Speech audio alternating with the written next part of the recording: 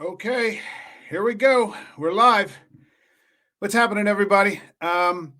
If you were part of the kerfuffle that was yesterday, then you know that this is a small miracle. So I'm glad to be here. This is my first ever live stream, and let's get to the show.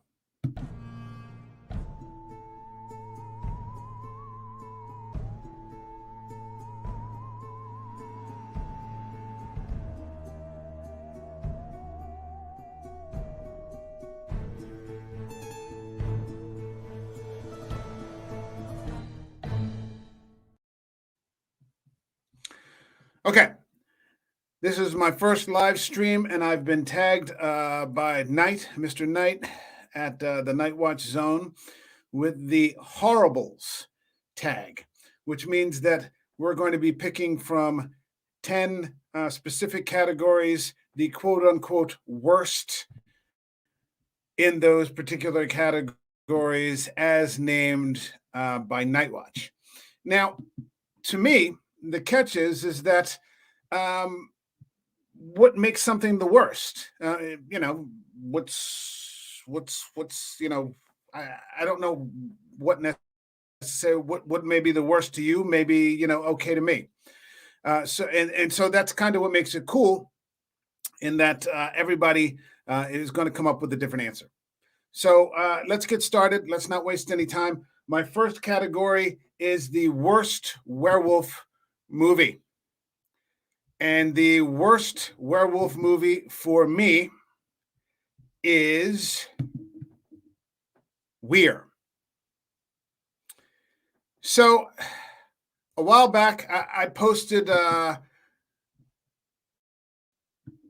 episode on a podcast episode on Weir to tell everyone about how bad it was.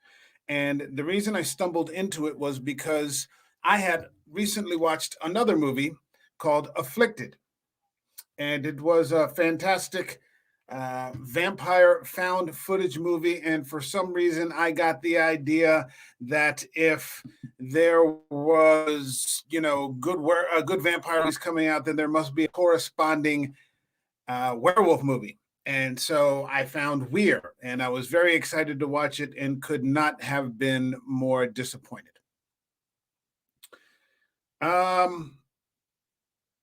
It's bad.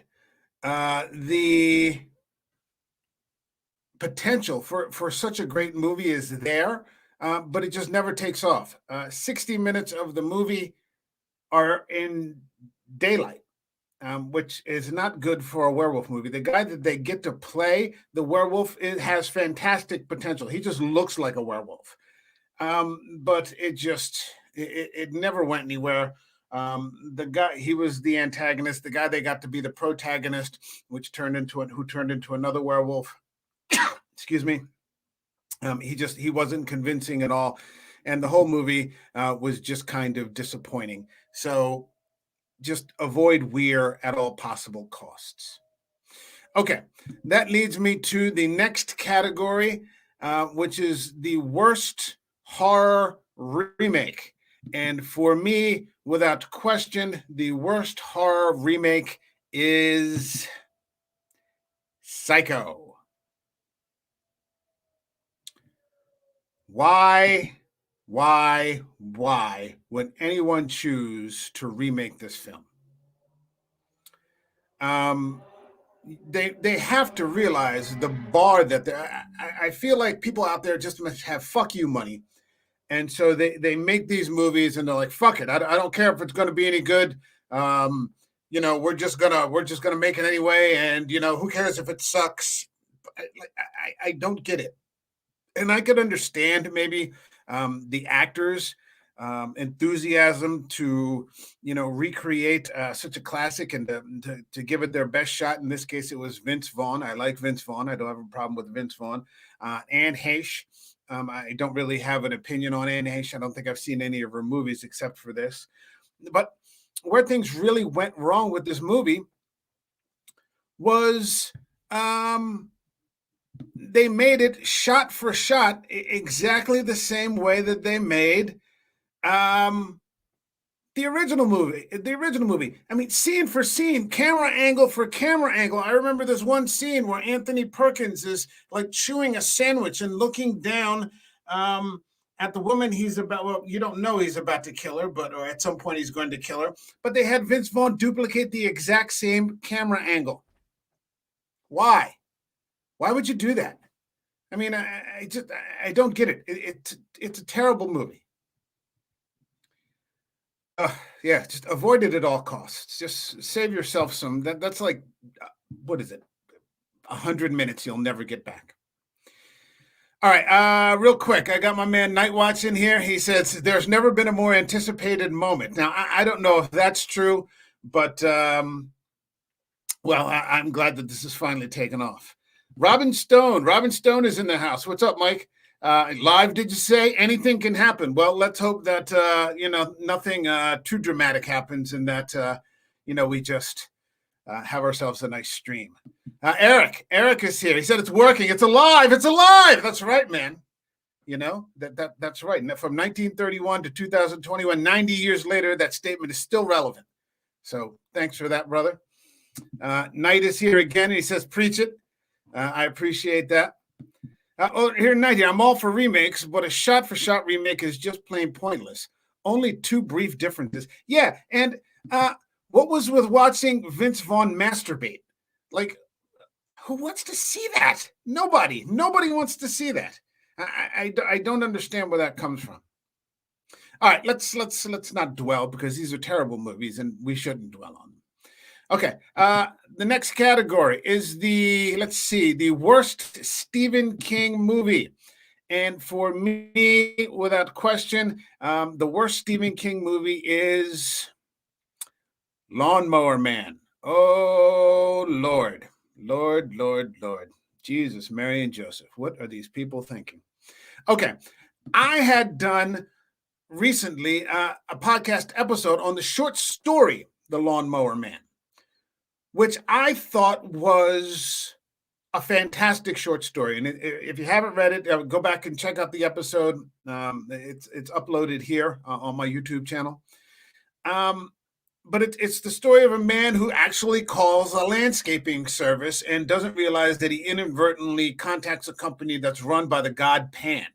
So there's this huge paganistic aspect, an extremely frightening but comic landscaper shows up, and just this absolute mayhem ensues. And I read it back when I was, when I was a teenager, early teen, and it completely freaked me out. And I covered it recently for another episode.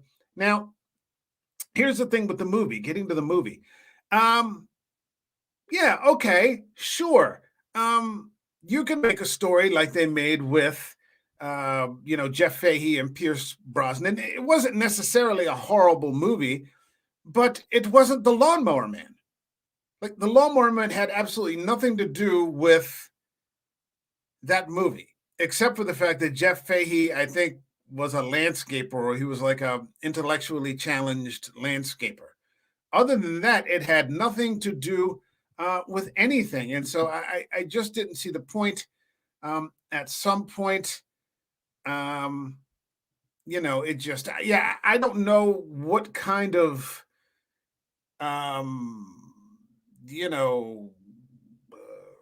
what happened to Stephen King, or if the suits took over and thought that they had a better idea for a movie. But it wasn't The Lawnmower Man. If you were going to make a movie like that, then just, make it, but don't call it that. And I'm seeing Eric is back here, and he's saying, The Lawnmower Man. So different from the story Stephen King had to get legal on them. Yeah, he should have. I would have been furious if somebody had turned a short story into something completely different. So, okay. I'm okay. Let's keep moving. The worst part 2 in a horror movie. And for my tastes, the worst part 2 in a horror series or whatever is Exorcist II, The Heretic. What the fuck? Why would you do that? Why? Again, you just have to keep wondering why. Is the Exorcist 2, is Exorcist 2, The Heretic, the worst movie of all time? No. Is it the worst horror movie of all time? Probably not. I mean, there's some real,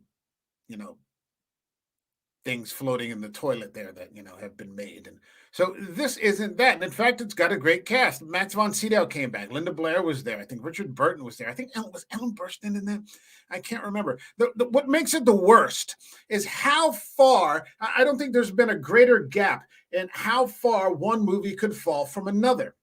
And to prove my point, years later, William Peter Blatty directed and wrote a fantastic sequel called Legion,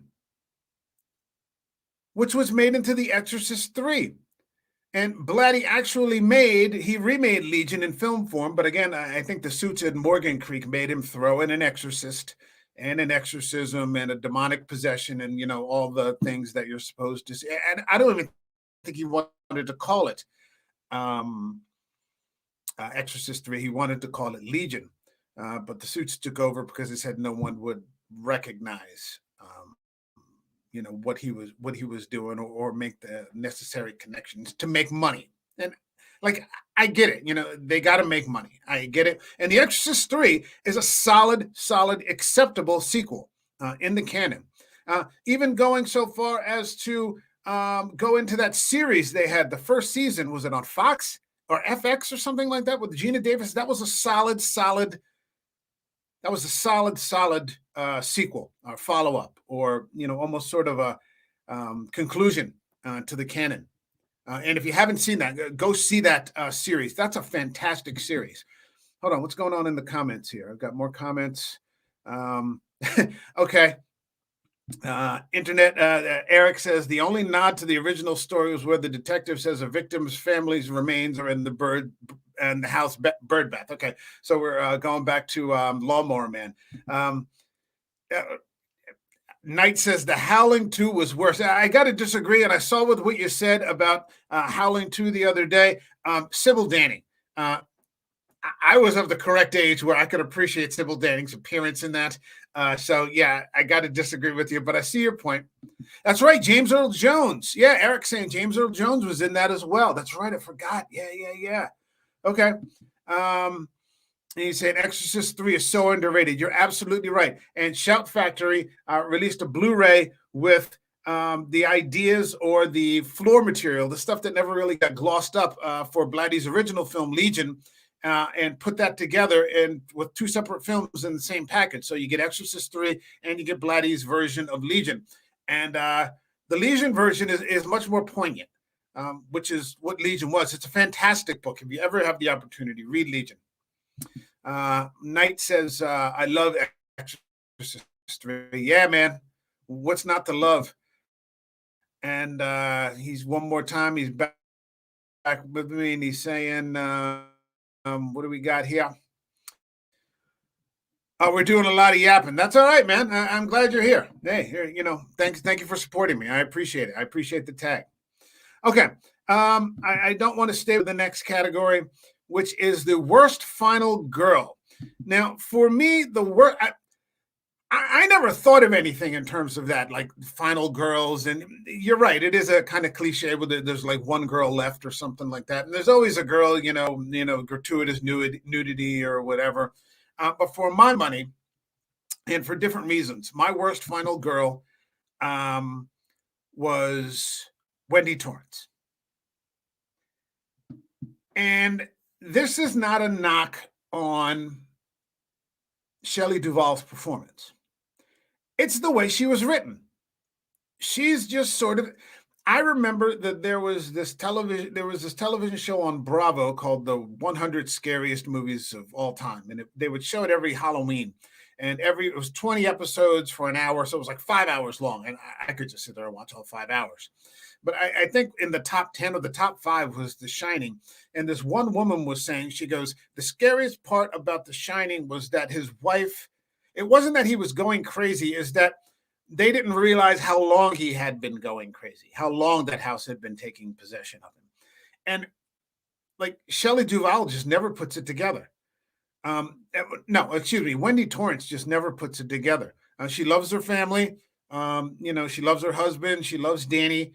Obviously Kubrick's version was more about Jack Nicholson than King's book, which was the house really wanted Danny, which is kind of what we get to when we get to Dr. Sleep. And I'd love to talk about Dr. Sleep one of these days. We got to get into that, maybe do a double feature with The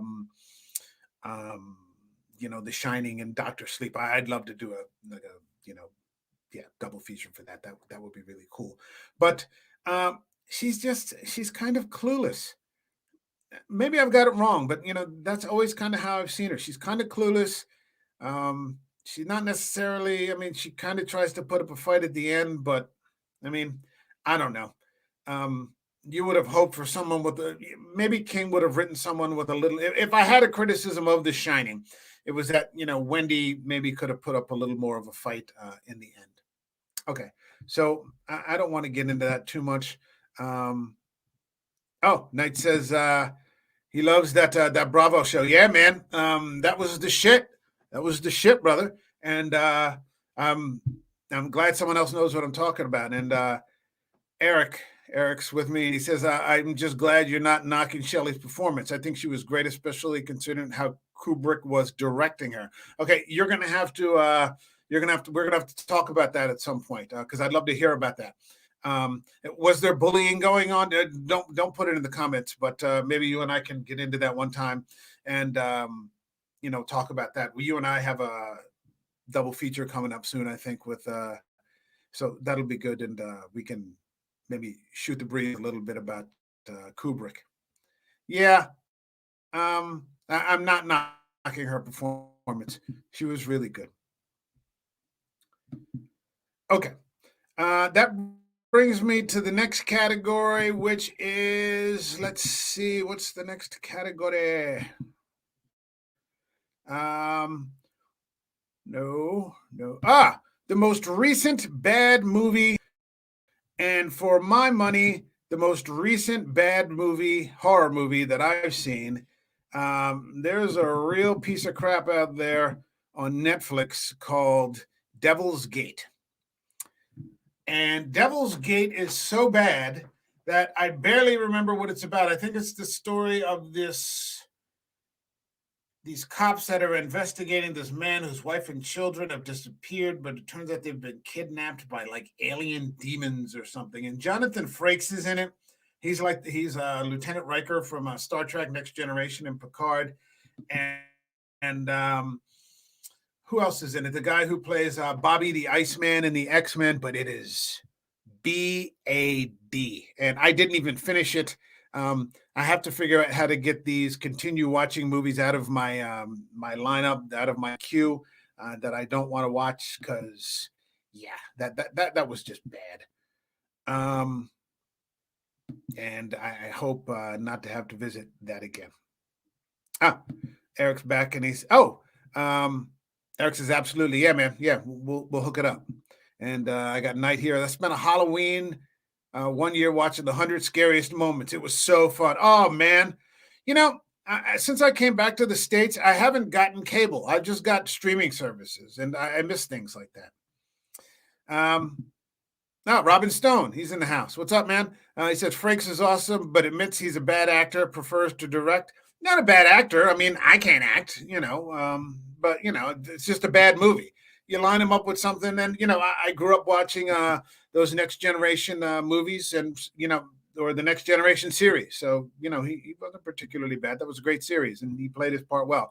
I don't remember him in much else other than that, though. So, stick with what works. Okay, next category is the worst movie mother. Now, I think Knight had picked, oh God, I can't remember who he picked, but there was the mom. Oh, maybe it was Mother Bates. I think it was Mother Bates in her various incarnations. Now they're doing Bates Motel, and you just did a series on the Psycho quadrilogy.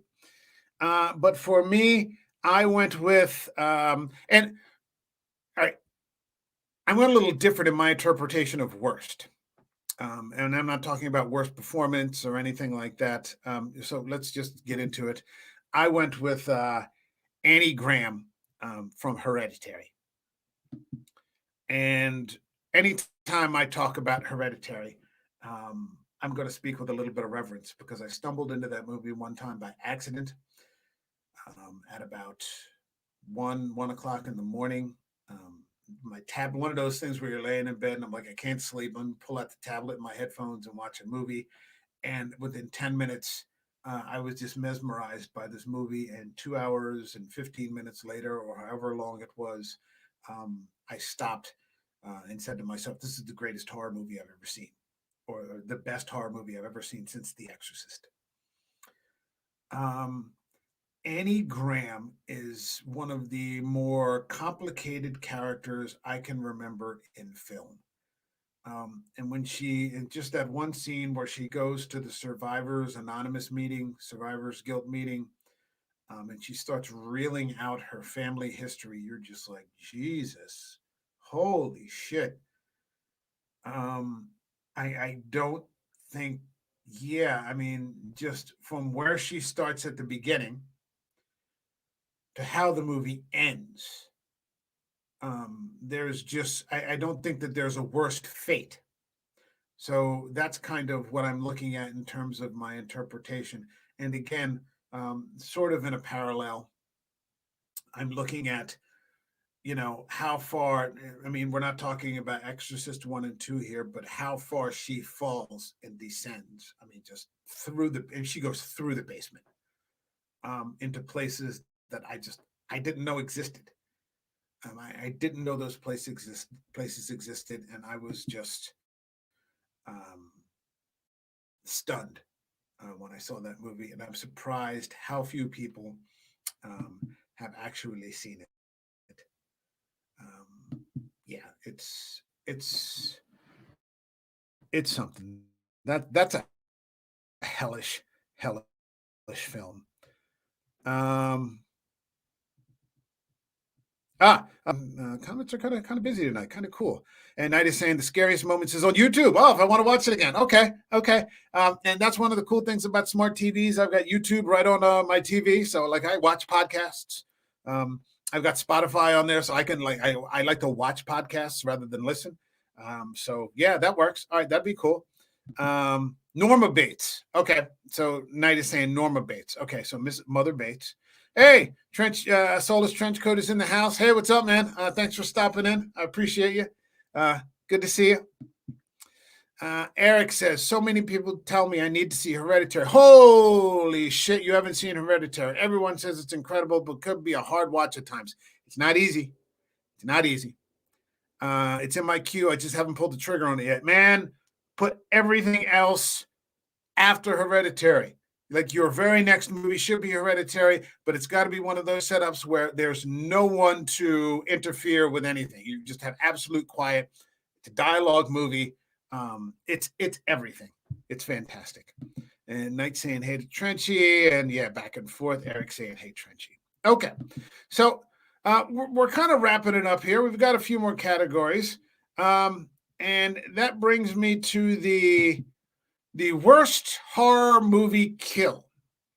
Now, again, I'm having a liberal interpretation of what the worst is. What is the worst?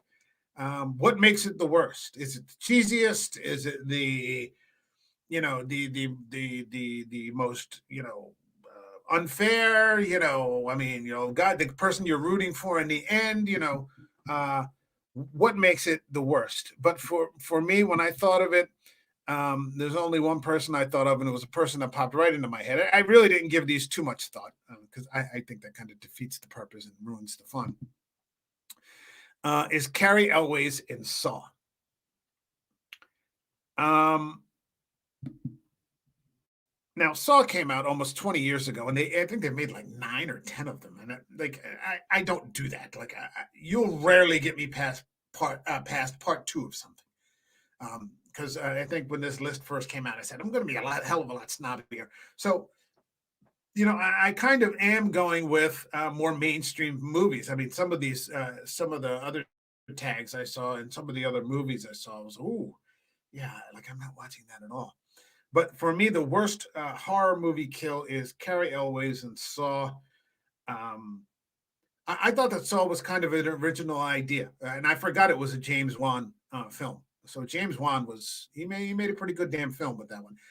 I think I made it past the second one, but it just seemed like they were just trying to up the gore factor or the splat kills, that kind of thing. I don't remember that it was nearly as clever or the writing was as good or anything like that. So I never got past the second one. And the second one was, again, one of those ones I watched at like 2 o'clock in the morning.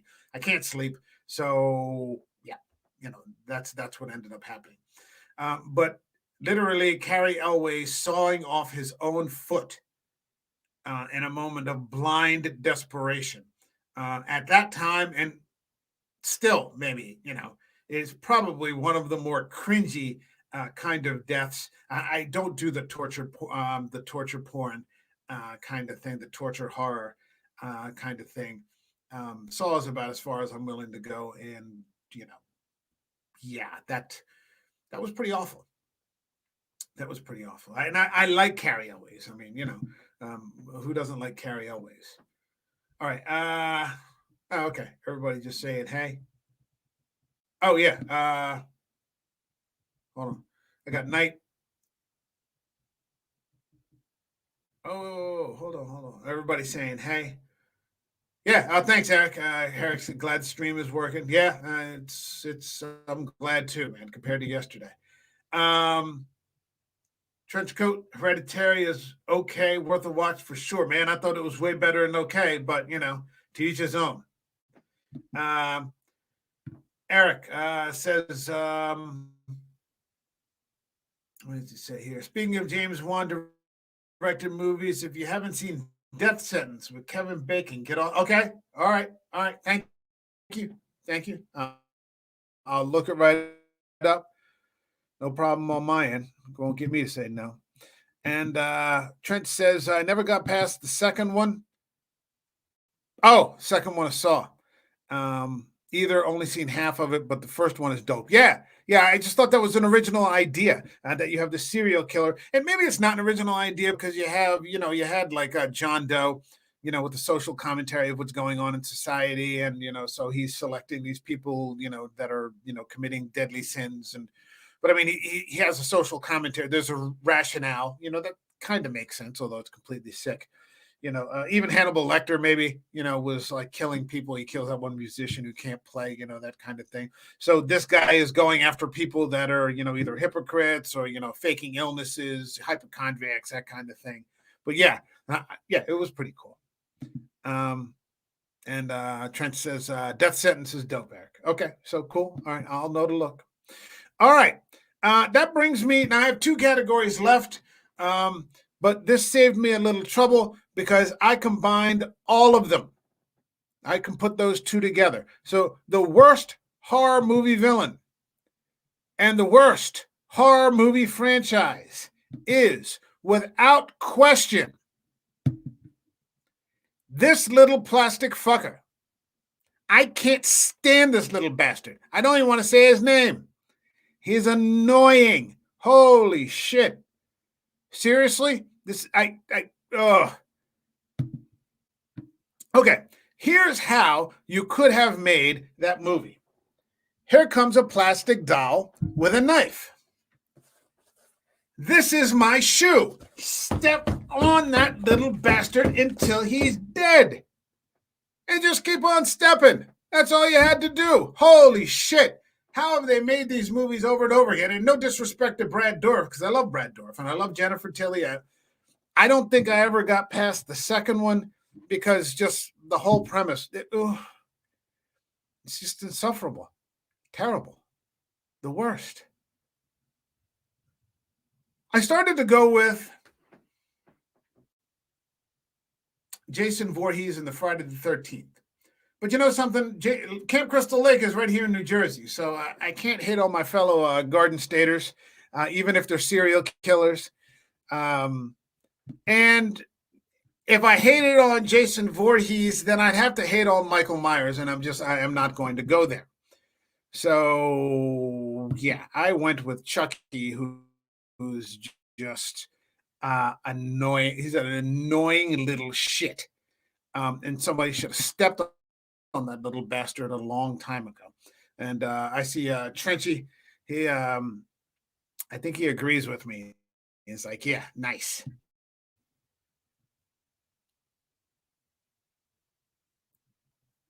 And Eric, he's like, wow, you hate Chucky as much as Night hates Leprechaun. Yeah, I don't see any redeeming qualities in any of these guys. I've never actually watched a Leprechaun movie, and I don't plan on starting now. It's just, yeah, it's not going to happen. There's a lot of good horror out there, and there's a lot of bad horror out there. But yeah, that little plastic. That's about it for me. That's my list. I'm so glad this worked, and I'm glad that people were able to check it out. Now that I figured out how to live stream, I'll be doing it more often, and hopefully getting some people on here. That'll be cool. Maybe I'll be doing the podcast through here. That would be cool, and then just uploading it to other formats, which is always good. If it's your first time here, like the video, subscribe if you think it's worthy. I'd always appreciate it. And I guess I'll be seeing you guys down the road. Everybody take it easy and have a good one. Later.